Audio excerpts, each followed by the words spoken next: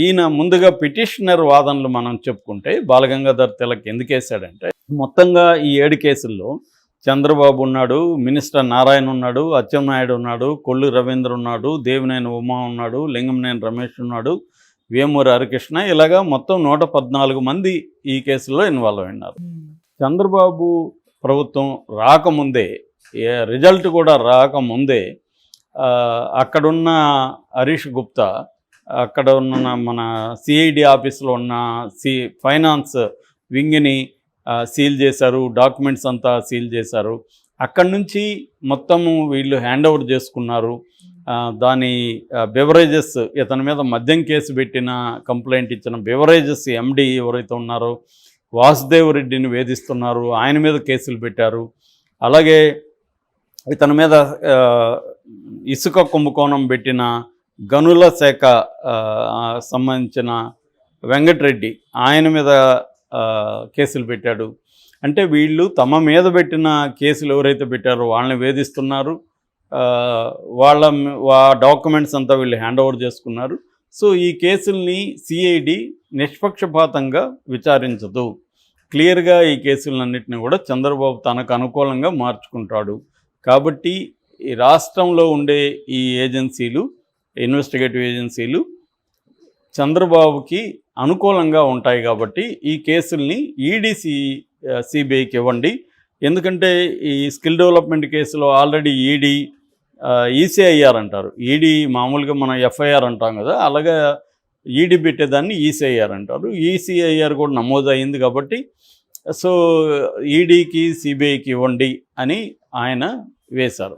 అయితే ముకుల్ రోహత్గి వాదన ఏంటంటే, ఆల్రెడీ 7 కేసుల్లో 5 కేసుల్లో విచారణ పూర్తయి ఫైనల్ ఛార్జ్షీట్లు కూడా అయిపోయినాయి. కాబట్టి ఇప్పుడు ఈడీకి సిబిఐకి ఇవ్వాల్సిన అవసరం లేదు అని వాళ్ళు వాదన, దమ్మాలపాటి అండ్ ముకుల్ రోహత్గి ప్రభుత్వం తరపున. అయితే కోర్టుకున్న డైలమా ఏంటంటే, మామూలుగా సమీక్ష చేసే అధికారం ప్రభుత్వానికి ఉంటుంది. కేసుల మీద సమీక్ష చేయొచ్చు. ఈ కేసులు సరిగా లేవు, కక్షపూరితంగా పెట్టాయి, కాబట్టి వీటిని మేము విత్డ్రా చేసుకుంటున్నామని చెప్పేయచ్చు కోర్టుకి. చెప్పేస్తే ఈ కేసులు ఉండవు. చంద్రబాబు అదే చేస్తాడు. గతంలో జగన్ కూడా అదే చేస్తాడు. జగన్ మీద పెట్టిన కొన్ని కేసుల్ని జగన్ విత్డ్రా చేయించుకున్నాడు.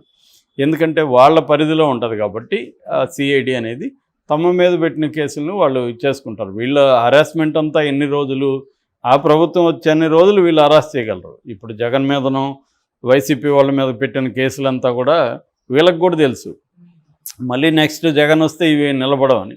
కాకపోతే ఇప్పుడు అరెస్ట్ చేయొచ్చు కదా, ఇప్పుడు జైళ్ళల్లో పెట్టచ్చు, ఇప్పుడు కొద్ది రోజులు వాళ్ళని అరెస్ట్ చేయొచ్చు అనేది వీళ్ళ ప్లాన్ తప్ప ఇది లాజికల్గా నిరూపిస్తామని ఎవడు పెట్టాడు. జగన్ కూడా చంద్రబాబు మీద ఎందుకు పెట్టాడు, అరెస్ట్ చేద్దామనే పెట్టాడు. జగనే తెలీదా ఈ కేసులు నిలబడవని? తెలుసు, అయినా కూడా అరెస్ట్ చేయొచ్చు కదా. 52 రోజులు పెట్టగలిగాడు కదా చంద్రబాబు జైల్లో. అలాగే వీళ్ళు కూడా 50 రోజులు, నెల రోజులు, కొన్ని నెలలో జైల్లో పెడతారు. ఇప్పుడు కవిత 5 నెలలుగా ఉంది జైల్లో. రేపు పొద్దున అదేమన్నా అవుతుందా? ఏమి అవుతుందని అందరికీ తెలుసు. కానీ ఈ 5 నెలలుగా అయితే పెట్టారు కదా. అట్లాగే కేజ్రీవాల్ని జైల్లో పెట్టగలిగారు. ఆయన 17 నెలలుగా ఉప ముఖ్యమంత్రిని పెట్టారు.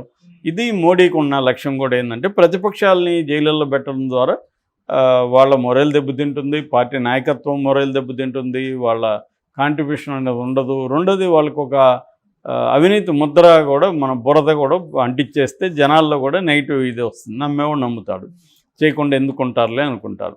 కాబట్టి ఈ ప్రాసెస్లో జరుగుతుంది. కాబట్టి కోర్టు ఏం ఆలోచిస్తుందంటే, ఆల్రెడీ ఇది కొన్నేమో సుప్రీంకోర్టులో ఉన్నాయి. ఇప్పుడు స్కిల్ డెవలప్మెంట్ కేసుని అసలు క్వాష్ చేయమని సుప్రీంకోర్టులో పిటిషన్ వేశారు. 17A ఆఫ్ పీసీ యాక్ట్, అంటే ప్రివెన్షన్ ఆఫ్ కరప్షన్ యాక్ట్, అవినీతి నిరోధక చట్టం 17A దానికి వర్తిస్తుందా లేదా అనే విషయం కూడా ఇంకా తేలలేదు సుప్రీంకోర్టులో. ఇటుపక్క ఇది సమీక్షిస్తుందా లేదా తెలియట్లేదు. ఇప్పటివరకైతే 2 నెలలు అయిపోయింది. సమీక్షించమని ఎటువంటి ఆర్డర్స్ చంద్రబాబు ప్రభుత్వం ఇవ్వలేదు. సో ఈ నేపథ్యంలో కోర్టు ఎటువంటివి తీసుకోవాలనేది కోర్టుకున్న ప్రాబ్లం. అందుకని కోర్టు ఏం చెప్పిందంటే, దీని కౌంటర్ ఏంటని అడిగింది. కౌంటర్ వేయమని గవర్నమెంట్ని ఆదేశించింది.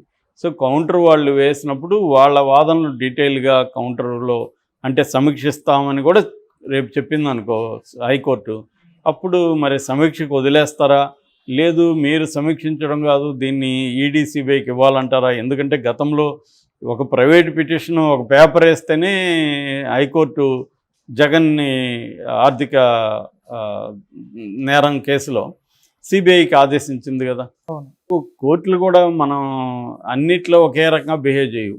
అక్కడే కోర్టుల మీద కూడా చాలామందికి విశ్వసనీయత మీద డౌట్లు వస్తాయి. ఎందుకంటే ఒక కేసులేమో సిబిఐకి, సిమిలర్ కేసులో సిబిఐకి ఆదేశిస్తారు, సిమిలర్ కేసు కాని దాంట్లేమో నోటీసులు పంపిస్తారు, వాళ్ళ అభిప్రాయం చెప్పమంటారు, మళ్ళీ దాన్ని బేస్ చేసుకొని డ్రాగ్ ఆన్ అవుతూ ఉంటుంది. కాబట్టి అట్లాగే జగన్ కూడా అంతే. జగన్ ఇప్పుడు జగన్ ప్రతిపక్షంలో ఉన్నంత వరకు కోర్టులకు హాజరవుతూ వచ్చాడు. ప్రతిపక్షంలోకి వెళ్ళి అధికారంలోకి వచ్చినాక ఒకరోజు కూడా కోర్టుకు హాజరు కాకుండా చివరికి తన మీద హత్యాయత్నం జరిగిన దాంట్లో తను సాక్షిగా కూడా అతను కోర్టుకు హాజరు కాలేదు. 5 ఏళ్ళ పైన ఆ కేసు కూడా నడిచింది. కాబట్టి ఇక్కడ ఏంటంటే ప్రతి ఒక్కరూ అధికారంలో ఉన్నప్పుడేమో తమ కేసులను కొట్టించుకొని ప్రతిపక్షాల వాళ్ళ మీద కేసులు పెడతారు, మళ్ళీ వీళ్ళు ప్రతిపక్షాలు వచ్చినప్పుడు వీళ్ళు అదే ఫేస్ చేస్తారు. ఇది జరుగుతుంది మన దేశంలో, ఇది అన్ని చోట్ల జరుగుతుంది.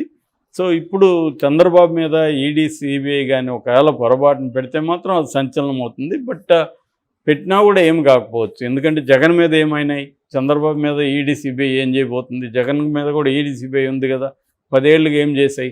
కాబట్టి చంద్రబాబు 16 ఎంపీలు ఉన్నాయి కాబట్టి మోడీ ఆ 16 ఎంపీల మీద ఆధారపడి ప్రభుత్వాన్ని నడపాలి. కాబట్టి రేపు ఈడీ సిబిఐ ఎంటర్ అయినా ఈడీ సిబిఐ కూడా మోడీ ఆధ్వర్యంలోనే పనిచేస్తాయి కాబట్టి ఫైనల్గా, ఎందుకంటే డైరెక్ట్లు నియమించే అధికారం మోడీకే ఉంటుంది కాబట్టి ఫైనల్గా మోడీ చెప్పినట్టే వినాలి. కాబట్టి చంద్రబాబు మీద ఏమి జరగదు. కాబట్టి కోర్టు ఒకవేళ ఈడీ సిబిఐకి ఆదేశించినా ఇప్పటికిప్పుడైతే చంద్రబాబుకి ఉన్న డోకా అయితే ఏమీ లేదు. Okay sir. సో జగన్కే ఇబ్బందులు తప్ప చంద్రబాబుకి సిబిఐ నుంచో ఈడీ నుంచో ఇబ్బంది